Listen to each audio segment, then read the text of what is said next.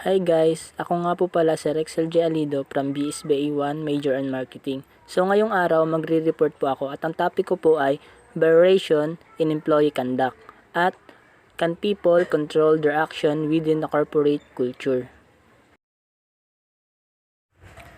Variation in employee conduct. Although a corporation is required to take responsibility for conducting its business ethically, a substantial amount of research indicates significant difference exists in individual employees' values and philosophy, and therefore in how they deal ethical issues. Because people are culturally diverse and have different values, they interpret situation differently, and the ethical decision they make on the same issues will vary.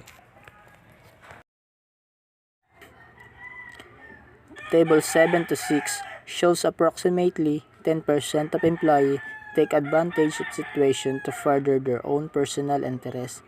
These individuals are more likely to manipulate, cheat, or act in a self-serving manner, when the benefits gained from doing so are greater than the penalties for the misconduct. Such employees may choose to take office supply from work for personal use if the only penalty they suffer is paying for the supply. The lower the risk of being caught is, the higher the likelihood that the 10% most likely to take advantage of the company will be involved in unethical activities. Another 40% of workers go along with the work group on most matters. These employees are most concerned about the social implication of their action and want to fit into organization, although they have personal opinion.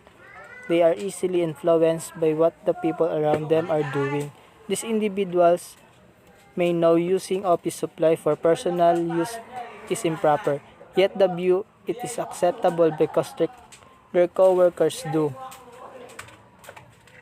These employees rationalize their action by saying the use of office supply is benefit of working their particular company, and it must be acceptable because the company does not enforce a policy prohibiting the behavior. About 40% of company employees, as shown in Table 7 to 6, always try to follow company policies and rules. These workers not only have strong corps of their corporate culture definition of acceptable behavior, but also attempt to comply with codes of ethics training, and other communication about appropriate conduct. If the company has policy prohibiting taking office supplies from work, these employees probably will observe. However, they are not likely to speak out about the 40% who choose to go along with the work group. Of these employees prepare to focus their job and steer clear of any organizational misconduct. If the company fails to communicate standard of appropriate behavior, members of this group will be devise their own. The final 10% of employees try to maintain the formal ethical standard that focus on rights, duties, and rules.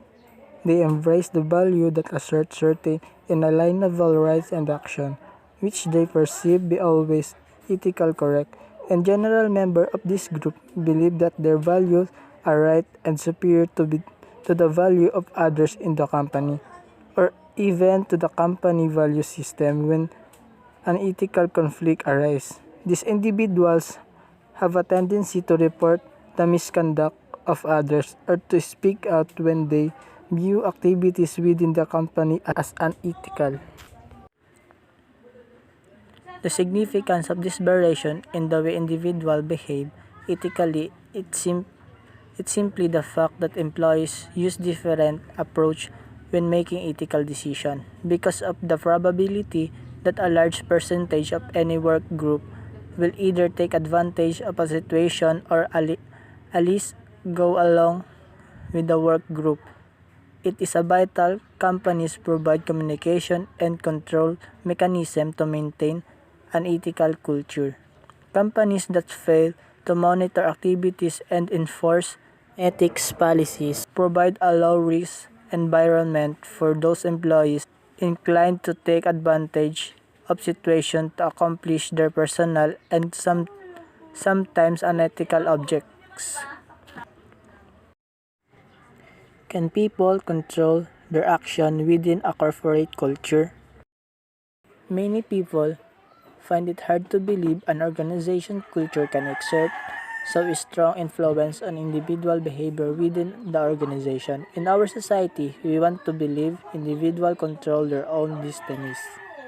A popular way to viewing business ethics is to view it as a reflection of the alternative moral philosophies individuals use to resolve their personal moral dilemmas.